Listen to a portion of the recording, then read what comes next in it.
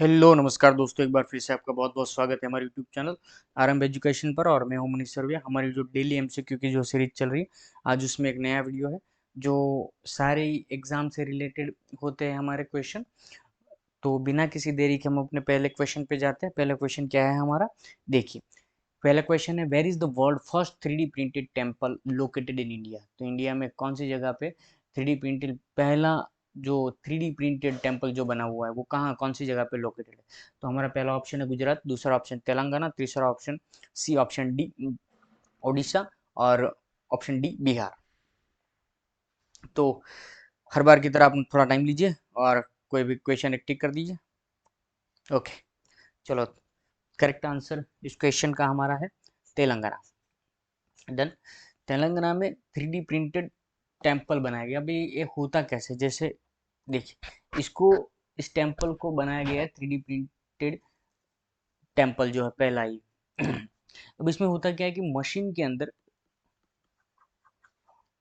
अंदर पूरी डिज़ाइन जो है वो, उसका सॉफ्टवेयर जिसमें वो पूरी डिज़ाइन डाल दी जाती है और फिर मशीन अपने हिसाब से वो पूरा टेम्पल बनाता है। आपको ये सुनने में नहीं लगेगा कि मशीन टेम्पल बनाएगा।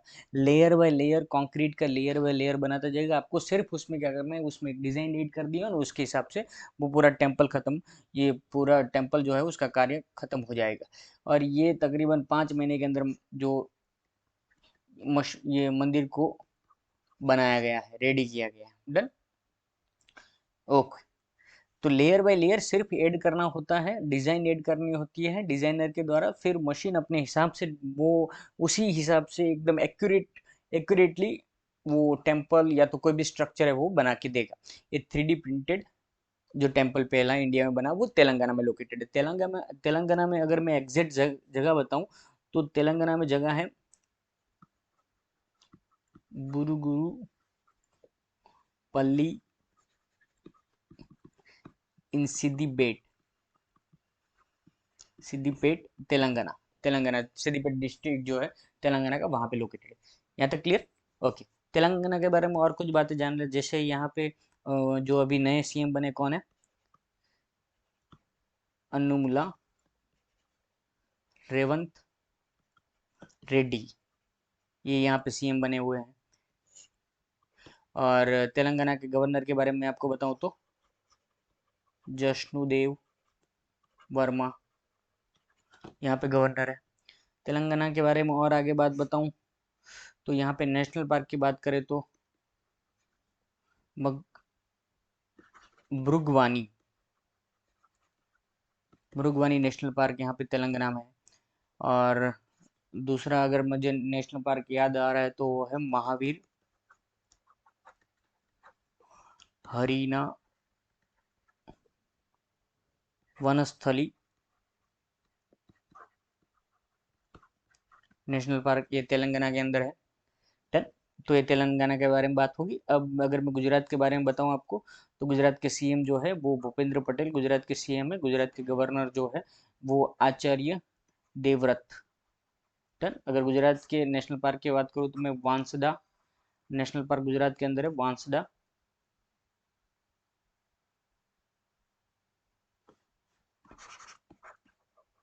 वा एक second.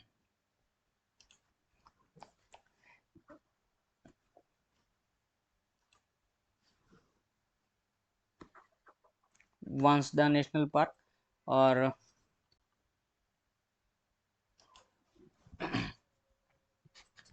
Black buck national park, और मैं बताऊं तो मरीन नेशनल पार्क, वो भी गुजरात के अंदर है। फिर गिर सोमनाथ नेशनल पार्क, गिर नेशनल पार्क। डन। यहाँ तक ये गुजरात की बात होगी। और अगर मैं उड़ीसा की बात करूँ, अगर थोड़ी पेन में ये क्लियर कर देता हूँ, उड़ीसा की अगर बात करूँ तो उड़ीसा के सीएम कौन है, अभी जो नए सीएम बने कौन है, मोहन चरण मांझी, याद रखना, मोहन चरण मांझी। गवर्नर कौन है उड़ीसा में, गवर्नर है रघुवर दास, गवर्नर है। यहाँ तक क्लियर। अगर उड़ीसा के मैं नेशनल पार्क की बात करूँ तो सिमलीपाल नेशनल पार्क, भितरकनिका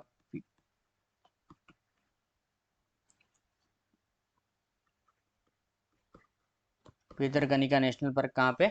उड़ीसा में। डन। ओके, बिहार एक रह गया। पेन में चेंज कर लेता हूँ तो थोड़ा आपको ज़्यादा क्लियर रहेगा। बिहार की अगर बात करें तो बिहार में जो सीएम है कौन है? बिहार के सीएम जो है वो नीतीश कुमार। और बिहार के गवर्नर की अगर बात मैं बताऊं तो राजेंद्र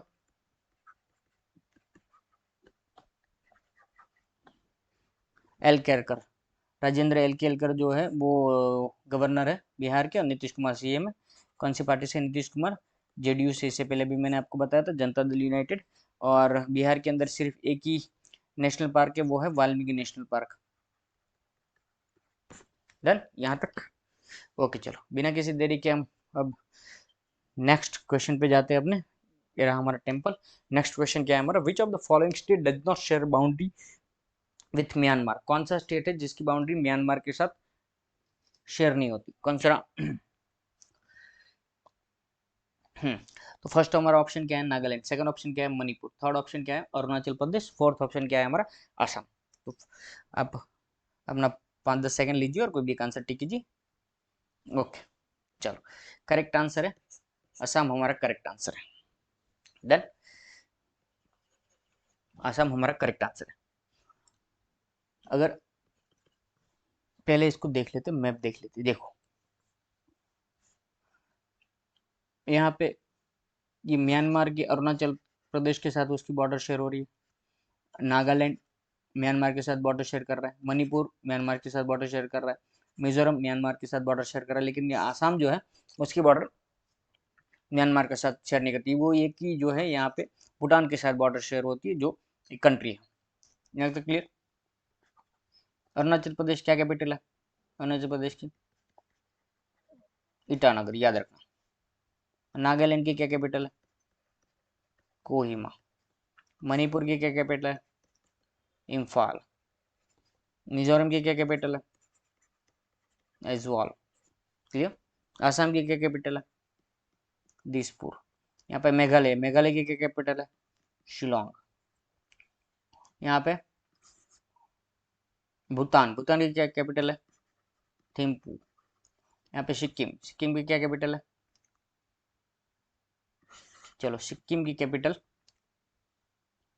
और यहाँ पे नेपाल, नेपाल की क्या कैपिटल है? काठमांडू। सिक्किम की कैपिटल अगर आपको याद आ गई तो बता दो, वरना मैं बता देता हूँ, गंगटोक। क्लियर? ओके चलो, फिर से अपने यहाँ पे आ जाते हैं। असम की अगर बात करें तो असम कैपिटल बता दिया, दिसपुर। और सीएम कौन है?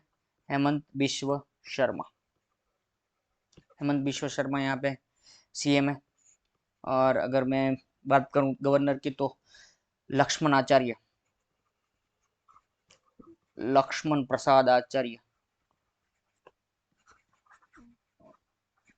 याद, नाम याद रखने का इजी तरीका क्या है? उसके थोड़े बैकग्राउंड में चले जाओ। जैसे लक्ष्मण प्रसाद आचार्य के बारे में थोड़ा बैकग्राउंड में जाओगे तो वो उत्तर प्रदेश में रहते हैं, है ना? उत्तर प्रदेश में बॉर्न हुआ था, तो ये थोड़ी थोड़ी बातें अगर बीजेपी में, बीजेपी पार्टी से बिलोंग करते हैं, सारी बातें। गवर्नर है तो वो सेंटर में जो पार्टी होगी उसके गवर्नर होंगे।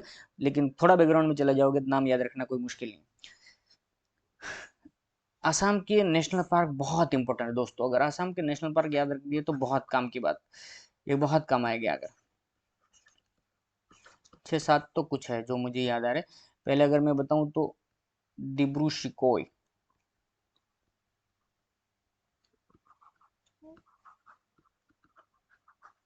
National park, Dibru Saikhowa national park.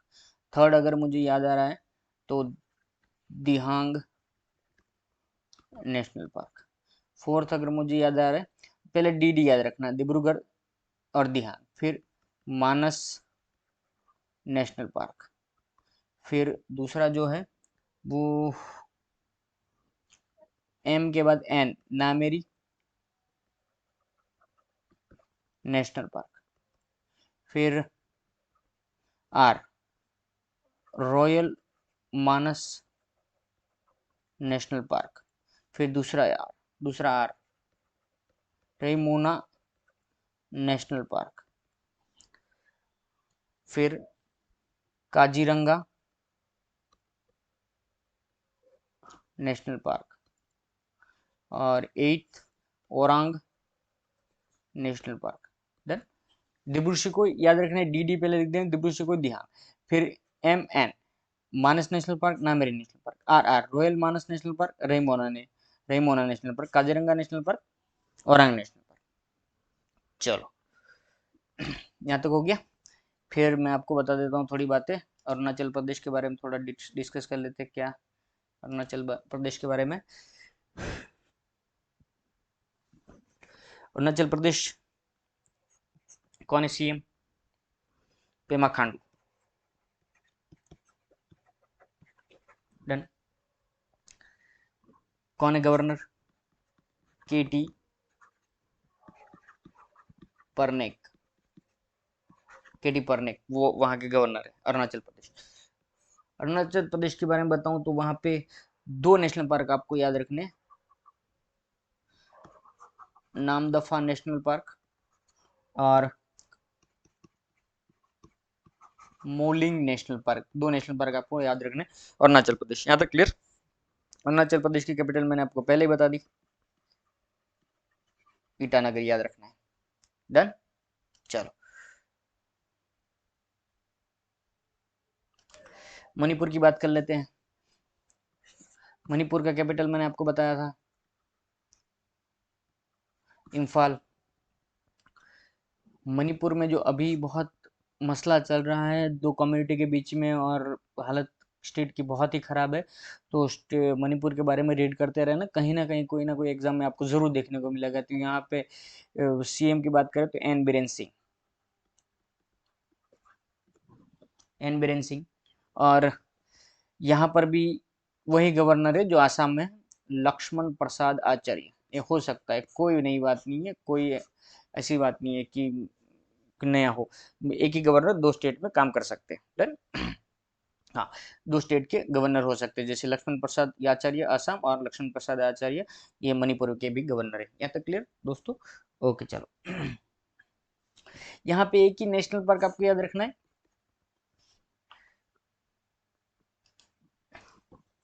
नीचे लिख देता हूँ, केबुल ने लामजो नेशनल पार्क, दुनिया का पहला नेशनल पार्क जो फ्लोटिंग नेशनल पार्क, जो पूरा एक फ्लोट करता है सारा पानी के ऊपर, ऐसा नेशनल पार्क। डन। तो मणिपुर की बात होगी, अरुणाचल प्रदेश की बात होगी, आसाम की भी बात होगी। अब मैं नागालैंड के बारे में कुछ बात करके हम फिर आगे जाते हैं अपने क्वेश्चन में नेक्स्ट।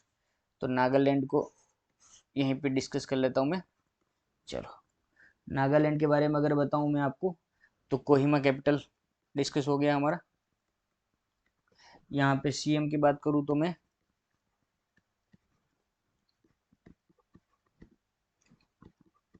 नेफ्युओ रियो, नेफ्युओ रियो जो यहाँ पे CM है। और गवर्नर की बात करूं मैं तो यहाँ पे लिख देता हूँ ला गणेशन, वो यहाँ पे CM है, सॉरी गवर्नर है। और नेफ्यू रियो जो यहाँ पे CM है। डन। ये नागालैंड की बात होगी, कोहिमा कैपिटल होगी। और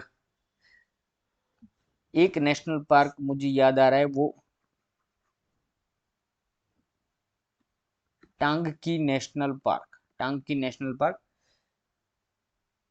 डन। टांगकी नेशनल पार्क। ओके चलो नेक्स्ट चलते हैं। यहाँ पे आंसर आपको पता होना चाहिए, किसका कौन सा आंसर बनता था हमारा, आसाम। Yes clear. चलो next question, Khan Younis which was seen in the news is a city in which country और टेरिटरी। तो खान यूनिस जो एक सिटी बहुत ज्यादा न्यूज में था, वो कौन सी जगह पे ये लोकेटेड है? ऑप्शन ए हमारा Israel, option B Afghanistan, option C Ukraine, option D Gaza strip. कहाँ पे लोकेटेड है? अब अपना 5 सेकंड लीजिए और आंसर को टिक कर दीजिएगा। चलो करेक्ट आंसर है गाजा स्ट्रिप। गाजा स्ट्रिप हमारा करेक्ट आंसर है। गाजा स्ट्रिप का ये देखिए, यहाँ पे इजिप्ट, यहाँ पे इसराइल, और ये गाजा स्ट्रिप, और यहाँ पे लोकेटेड है Khan Younis. Done, city. Okay चलो, अभी इसराइल और पैलेस्टाइन के वॉर बहुत ज़्यादा न्यूज़ में चल रहा है, तो इसके बारे में भी कंटिन्यूसली रीड करना बहुत ज़्यादा ज़रूरी, कोई भी न्यूज़ इससे रिलेटेड छूटनी नहीं चाहिए। यहाँ तक क्लियर? ओके चलो, आंसर हमारा हो गया गाजा स्ट्रिप। अब अब इसराइल के बारे में थोड़ा डिस्कशन मैं आपको बता देता हूँ इसराइल के बारे में। एक तो पहली बात, जेरूसलम कैपिटल है। डन। और यहाँ के जो पीएम है वो है Benjamin Benjamin Netanyahu. Benjamin Netanyahu. Done. Okay, कौन सी लैंग्वेज बहुत ज़्यादा बोली जाती है? हिब्रू बोली जाती है, हिब्रू लैंग्वेज बोली जाती है, हिब्रू लैंग्वेज बहुत ज़्यादा।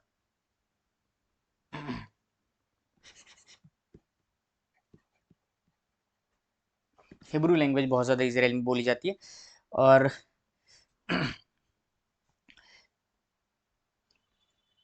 चलो आगे बढ़ते हैं। नेक्स्ट हमारा क्या है? अफगानिस्तान। अफगानिस्तान की कैपिटल पता होनी चाहिए आपको, काबुल अफगानिस्तान की कैपिटल है। और अगर यहाँ पे मैं अफगानिस्तान आपको बता दूँ एक सेकंड के लिए, अफगानिस्तान तो ऊपर यहाँ पे तुर्कमेनिस्तान, उज्बेकिस्तान और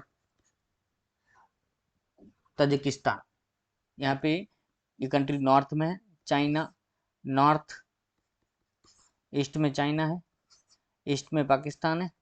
और अगर मैं वेस्ट की बात करूँ तो ईरान, या वेस्ट में ईरान है। डन। चलो नेक्स्ट आगे चलते हैं। अब यूक्रेन के बारे में मैं आपको बता दूं थोड़ी बातें। यूक्रेन की जो कैपिटल है वो कीव प्रोनाउंस किया जाता है। और सेकंड लार्जेस्ट कंट्री है ये यूरोप का सेकंड लार्जेस्ट कंट्री यूरोप का। डन। ओके चलो नेक्स्ट चलते हैं। Spring tigers a study of revolutionary is a biographical work on. किसकी बायोग्राफी है ये? ऑप्शन ए हमारा भगत सिंह, चंद्रशेखर आजाद, सुभाष चंद्र बोस और श्यामजी कृष्ण वर्मा। तो आप अपना 5 सेकंड लीजिए और कोई भी एक आंसर टिक कर लीजिए, फिर मैं बताता हूँ आंसर। हमारा करेक्ट आंसर है सुभाष चंद्र बोस के ऊपर लिखी हुई है ये बायोग्राफी। डन। चलो तो शुरू करते हैं। पहले सुभाष चंद्र बोस से ही शुरू करके मैं आपको बता देता हूँ। तो सुभाष चंद्र बोस जी के बारे में हम अगर शुरू करें तो 23 जनवरी 1897 में बॉर्न हुआ। कहाँ बॉर्न हुआ? कटक में बॉर्न हुआ। कटक कहाँ पे? उड़ीसा प्रोविंस जो था किसका? बंगाल का, वहां पे। तो उस टाइम में जब बॉर्न हुआ उसकी बात कर रहा हूँ। आज उड़ीसा अलग और बंगाल अलग है। डन। और मदर का क्या नाम था? प्रभावती दत्त। फादर जानकी नाथ बोस। जानकी नाथ बोस। डन। 1919 बहुत कम उम्र में आईसीएस की एग्जाम पास कर ली थी। लेकिन एग्जाम छोड़ के, एग्जाम जो ये पास करने के बाद भी ये पोस्ट छोड़ के वापस आ गए थे कि मैं ब्रिटिशरों के अंडर काम करना मुझे सही नहीं लगता है। तो फिर पॉलिटिक्स ज्वाइन किया आके, और आके जो पहले पॉलिटिकल पार्टी ज्वाइन किया, तो पॉलिटिकली किसी लीडर से मिले तो वो है सीआर दास, चित्तरंजन दास, जिसने स्वराज पार्टी बनाई थी। स्वराज पार्टी बनाई थी। और स्वराज पार्टी 1922 में बनाई थी। 1922 में स्वराज पार्टी क्यों बनाई थी? क्योंकि ये जो चौरी चौरा जो इंसिडेंस हुआ था, गोरखपुर के पास एक गांव जो है वहां पे चौरा चौरी इंसिडेंस हुआ था, और उसी वजह से ये 4 फेब 1922 में ये पूरा चोरी चोरा चोरी इंसिडेंस हुआ था, चोरी चोरा इंसिडेंस हुआ था, और इसी वजह से ये गांधी जी ने जो मूवमेंट चल रही थी, नॉन कॉपरेशन मूवमेंट जो चल रही थी, खिलाफत मूवमेंट जो चल रही थी, वो उसको वापस ले लिया था। और इसी वजह से सीआर दास और उसके साथ ये मोतीलाल नेहरू दोनों लोग जो है गांधी जी के डिसीजन से एग्री नहीं कर रहे थे और अलग आकर स्वराज पार्टी बनाई। तो पहली पार्टी जो यहाँ पे काम करना शुरू किया सुभाष चंद्र बोस जी ने, वो स्वराज पार्टी में, और सीआर दास जी का जो स्वराज न्यूज़पेपर चल रहा था उसमें एडिटरशिप का काम करते थे, और पॉलिटिकल मेंटर भी माना जाता है सीआर दास ये सुभाष चंद्र बोस जी के। देन ओके, नाउ ये पॉलिटिकल मेंटर हो गए। स्पिरिचुअल मेंटर कौन है? मेंटर, स्पिरिचुअल मेंटर कौन है? मेंटर कौन है? वो स्वामी विवेकानंद जी।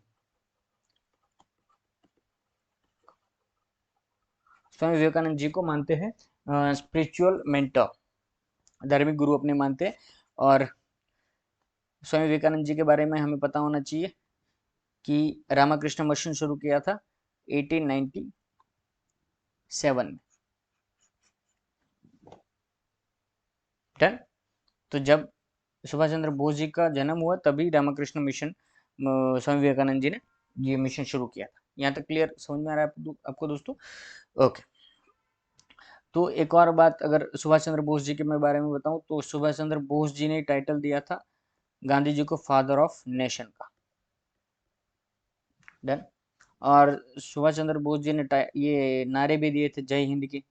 जय हिंद का नारा सुभाष चंद्र बोस जी ने दिया था। दिल्ली चलो का नारा भी सुभाष चंद्र बोस जी ने दिया था। डन। फिर ये सुभाष चंद्र बोस जी जो है जर्मनी से आए सिंगापुर, और कब? जुलाई 1943 में, और वहाँ पे Azad Hind government, parallel government चलाने का काम किया। फिर इंडियन नेशनल आर्मी, जिसको मोहन सिंह ने पहले बना लिया था, उसको एंडवर उसको चलाने का काम किया सुभाष चंद्र बोस जी ने। और फिर इसी प्लान में जापान का सपोर्ट लेकर यहाँ पे इंडिया में इम्फाल और बर्मा बॉर्डर के ऊपर अटैक करने का प्लान था 1944 में। नवंबर 1945 की बात है, कि नवंबर 1945 की बात है।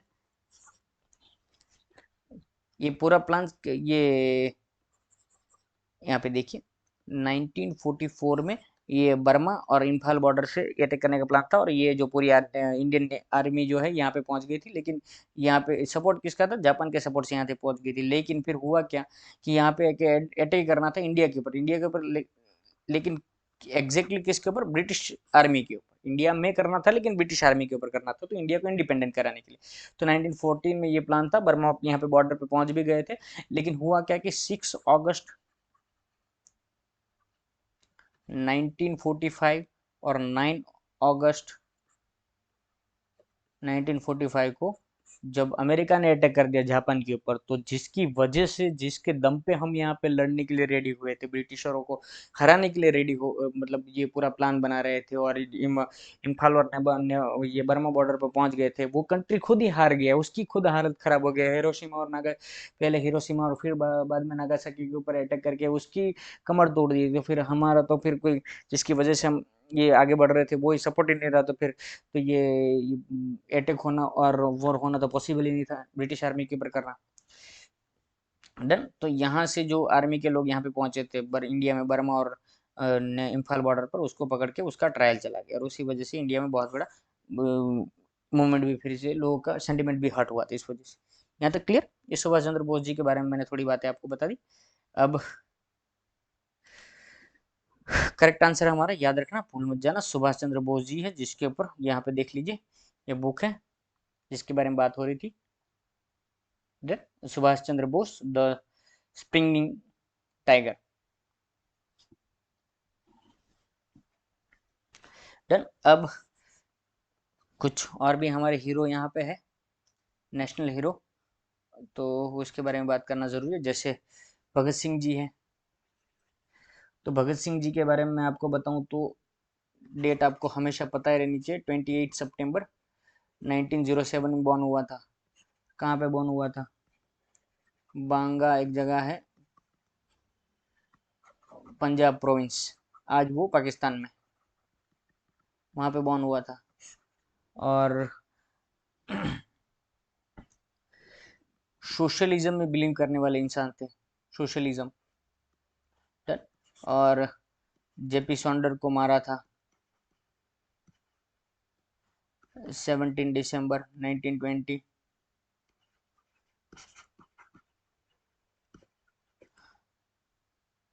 1928 ये सॉन्डर को मारा था, उसमें थे। फिर अप्रैल मंथ 1929 का जो अप्रैल मंथ था, उसमें सेंट्रल लेजिस्लेटिव असेंबली में जो बॉम्ब ब्लास्ट किया था चंद्र भगत सिंह, उसमें भी थे बटुकेश्वर दत्त के साथ। डन। और फिर लास्ट में ये जो सॉन्डर वाला केस था, उसमें फांसी हुई, उसमें फांसी हुई 23 मार्च 1931। यहाँ तक क्लियर? ओके चलो, ये भगत सिंह जी के बारे में मैंने बता दिया कुछ बातें। और चंद्रशेखर आज़ाद जी के बारे में कुछ जान लेते हैं।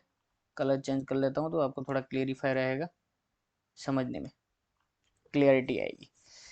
चंद्रशेखर आज़ाद जी के बारे में मैं बताऊं तो 23 जुलाई 1906, मतलब एक साल बड़े थे भगत सिंह से। 1906 में बॉर्न हुआ। कहाँ पे बॉर्न हुआ? भावरा मध्य प्रदेश में एक जगह है, वहां पे बॉर्न हुआ। मध्य प्रदेश की क्या कैपिटल है? भोपाल कैपिटल है। भोपाल वर्ड किससे आए? किंग भोज से आया। किंग भोज कौन सी डायनेस्टी से बिलोंग करता था? परमार डायनेस्टी से। चलो वापस अपने यहाँ पे आ जाते। तो चंद्रशेखर आजाद जो है वो 1906 में बॉर्न हुआ, भवरा में बॉर्न हुआ, मध्य प्रदेश। डन। और अगर मैं बताऊं तो काकोरी जो इंसिडेंस हुआ उसमें 1925 में, उसमें भगत चंद्रशेखर आजाद जी थे। और यहाँ पे जो सॉन्डर को मारने का काम जो किया, उसमें भी चंद्रशेखर आजाद थे। और 1931 डेट बहुत इंपॉर्टेंट, याद रखना। Feb 27 1931, जब ये पुलिस वाले को पता लग गया था और पुलिस वाले जब पकड़ने के लिए गए तो यहाँ पे छुपे हुए थे, अल्फ्रेड पार्क में थे चंद्रशेखर आजाद जी। अल्फ्रेड पार्क कहाँ है? इलाहाबाद में थे। अल्फ्रेड पार्क वहाँ पे। और क्रॉस फायरिंग में यहाँ पे गोली, यहाँ पे डेथ हुई। और जब उसको लगा कि अब ब्रिटिशर पकड़ने वाले, तो अपने आप को गोली मार दी। ये एंड है ये चंद्रशेखर आजाद जी का। डन। ओके। तो यहाँ पे एक और हमारे जो हिस्ट्री के कैरेक्टर श्यामा प्रसाद, श्याम जी कृष्ण वर्मा जी जो है, उसके बारे में मैं आपको कुछ चीजें बता देता हूँ, फिर आगे बढ़ते हैं।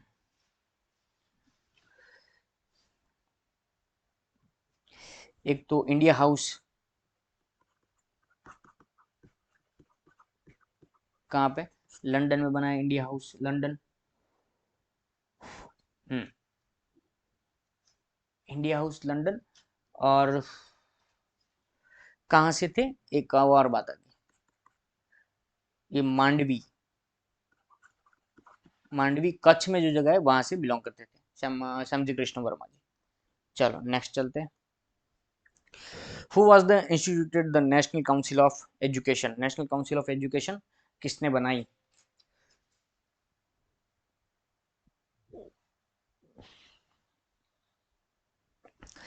तो अपना टाइम लीजिए और आंसर दीजिए। हम्म, कौन सा council? National council for education 1906। 1906 जब भी आए तो आपको याद रखना है बर्थ ईयर है किसका? चंद्रशेखर आजाद का। Done. Okay. Satish Chandra Mukherjee correct answer है।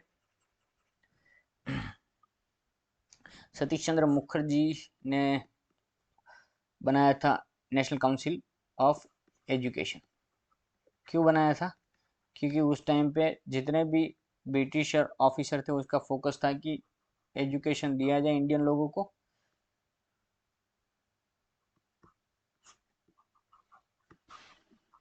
लेकिन कैसा एजुकेशन दिया जाए, वेस्टर्न एजुकेशन दिया जाए, वो भी कौन सी लैंग्वेज में दिया जाए, इन इंग्लिश लैंग्वेज में दिया जाए। तो उसमें से कुछ इंडियन लीडर थे जिसने सोचा कि इंग्लिश एजुकेशन, वेस्टर्न एजुकेशन और इंग्लिश मीडियम मिलना कोई प्रॉब्लम नहीं, लेकिन इससे हमारा इंडियन कल्चर भुलाना नहीं चाहिए। तो उन लोगों ने शुरू किया एजुकेशन देना, जैसे सतीश चंद्र मुखर्जी ने शुरू किया था नेशनल काउंसिल ऑफ एजुकेशन, जिसमें उसने वर्नाक्युलर लैंग्वेज में एजुकेशन देना शुरू किया था along with the western education in English language. Done, okay. और इससे ही इंस्पायर्ड होकर फिर ये जो काशी विद्यापीठ बनाई गई थी, फिर सतीश चंद्र मुखर्जी से ही इंस्पायर्ड होकर जामिया मिलिया इस्लामिया यूनिवर्सिटी बनाई गई थी। डन। और सुभाष चंद्र बोस जी के बारे में मैंने अभी आपको कुछ बातें बताई। कौन सी बातें बताई कि 23 जनवरी 1897 में बॉर्न हुआ। कहाँ बॉर्न हुआ? कटक बॉर्न हुआ, कटक में ओडिशा में बॉर्न हुआ। फिर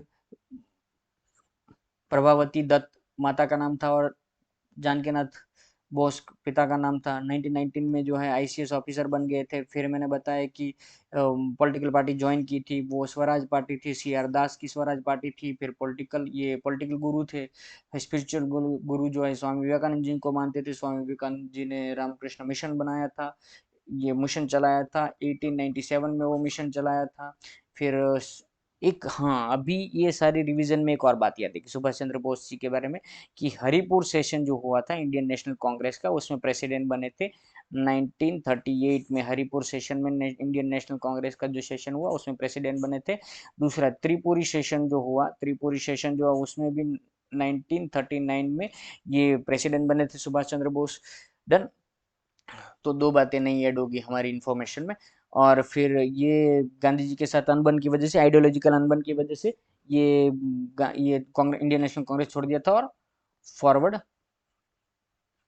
block, forward block, all India forward block, ये अपनी खुद की पार्टी बनाई, all India forward block. Done, okay. फिर एक और भी बात कुछ डिस्कशन चल रहा था उसमें रह गई कि डेथ कैसे हुई। 18 अगस्त 1945 को डेथ हुई फॉर्मोसा जो जगह है, उस टाइम पे जापान के अंदर आता था, आज जो ताइवान के अंदर आता है, वहां पे प्लेन क्रैश होने की वजह से डेथ हो गई थी। डन। और सुभाष चंद्र बोस जी ने बोला था गांधी जी को फादर ऑफ नेशन। डन। और जय हिंद का एक, जय हिंद, ये सुभाष चंद्र बोस ने दिया अवार्ड है। दिल्ली चलो भी सुभाष चंद्र बोस जी ने दिया अवार्ड है। Done, okay. 1943 में कहाँ पे आए थे? जर्मनी से आए थे, सिंगापुर में, याद रखना। और वहाँ पे जो पहले से इंडियन नेशनल आर्मी बनी हुई थी उसको ये मोहन सिंह के बाद सुभाष चंद्र बोस ने संभाला। आज़ाद हिंद गवर्नमेंट, एक पैरेलल गवर्नमेंट चलाई। जापान के भरोसे जो है 1944 में इंडियन नेशनल आर्मी को भेजा। कहाँ पे? बर्मा और इम्फाल बॉर्डर पे, जहाँ पे लड़ने के लिए। लेकिन फिर अटैक हो गया जापान के ऊपर, खुद हिरोशिमा और नागासाकी के ऊपर, 6 अगस्त और 9 अगस्त 1945। तो फिर जापान का जो सपोर्ट था वो चला गया। तो फिर यहाँ पे हमारे लोग जो गए थे इंडियन नेशनल आर्मी के लोग, उसको ब्रिटिशर ने पकड़ लिया।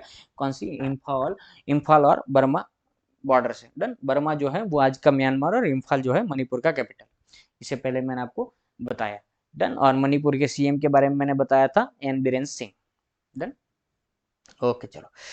हाँ, एक और तो रह गया भाई हमारा, छोड़ेंगे तो किसी को नहीं है। हमारा आंसर है सतीश चंद्र मिश्र। यहाँ पे याद रखना, कंफ्यूज मत होना। मैं जहाँ जो आंसर है उस तरह से, इस तरह से 4-5 बार यहाँ पे ऐसा चीज को कर दूंगा तो आपको पता रहे, आंसर में कंफ्यूज नहीं होना। लास्ट में पूरा एक्सप्लेनेशन हो जाए फिर आपको आंसर ही नहीं पता हो, ऐसा नहीं होना चाहिए। चलो, चार्ल्स वुड के बारे में आया है तो मैं आपको कुछ बता देता हूँ, छोड़ेंगे तो किसी को नहीं है। तो चार्ल्स वुड जैसे इंडियन ये चार्टर्ड एक्ट आया था 1813 में, चार्टर्ड एक्ट आया था, और उसमें कहा गया था कि 1 लाख रुपीज हर साल स्पेंड करेंगे किसके ऊपर? इंडियन के एजुकेशन के ऊपर। तो उसके बाद मैकोले को वर्क दिया गया था, थॉमस थॉमस मैकॉले को वर्क दिया गया था कि अपने ये 1 लाख रुपए कैसे खर्च किए जाए, उसके ऊपर पूरा पूरा जो है पूरा प्लान बना के लेके आए। तो फिर थॉमस मैकॉले ने जो प्लान दिया उसको बोला जाता है Thomas memorandum of the Macaulay, और मैकॉलेज मिनट भी बोला जाता है उसको। तो वैसे ही जो है ये चार्ल्स वुड को भी काम दिया गया था। चार्ल्स वुड कौन है? जो एक ऑफिसर था। ये ऑफिसर कहाँ काम करता था? ऑफिसर काम करता था board of control, Britain. Board board of control में काम करता था। और वहां पे उसको काम दिया गया कि इंडियन एजुकेशन सिस्टम के ऊपर पूरा प्लान बनाने के लिए। तो जो चार्ल्स वुड ने जो अपना पूरा प्लान रेडी किया उसको बोला जाता है वुड्स डिस्पैच। वुड डिस्पैच कहा जाता है। और 1854 में जो है वुड डिस्पैच जो है वो अपना पूरा प्लान दिया था। क्या था उसमें? उसमें था कि एक तो वेस्टर्न एजुकेशन देना चाहिए, वेस्टर्न एजुकेशन वो भी इंग्लिश मीडियम में। बहुत सारी यूनिवर्सिटी बनानी चाहिए इंडिया में, और वो भी किसके बेस पे होना चाहिए? उसका मॉडल होना चाहिए लंदन, और लंदन में जो यूनिवर्सिटी वैसी यूनिवर्सिटी होनी चाहिए। थर्ड दिया कि प्राइवेट स्कूल को ग्रांट देनी चाहिए, और इसकी वजह से क्या हो गया? अच्छे टीचर को रिक्रूट कर सकते हैं। फोर्थ, एक एजुकेशन का अलग डिपार्टमेंट होना चाहिए जिसको बोला जाएगा department of education. Done. Fifth बात बताई थी कि टीचर्स ट्रेनिंग प्रोग्राम शुरू होना चाहिए।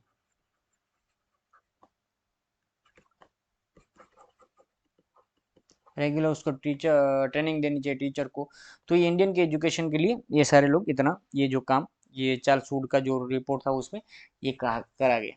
पेपर के ऊपर बहुत सारी अच्छी अच्छी बात लिखी हुई थी, एक्चुअल का सीन अलग था। क्लियर? ओके चलो। तो दोस्तों लास्ट तक हमारे साथ बने रहे आप, इसके लिए आपका धन्यवाद। Thank you so much.